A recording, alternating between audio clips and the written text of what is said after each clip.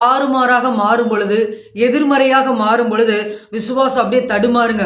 எப்படி ஊசலாடும் பார்த்தீங்களா? தனி ஊசல் ஊசலாடுற மாரி, அப்படியே நம்முடைய விசுவாசம் இப்படி நம்புறதா? வேண்டாமா? ஆண்டவர நம்பலாமா? வேண்டாமா? இல்ல இது நடக்குமா? நடக்காதான்னு அப்படியே அவிசுவாசப்பட்டு கொண்டே இருக்கிறது. இது நம்ம செய்யக்கூடாதுங்க.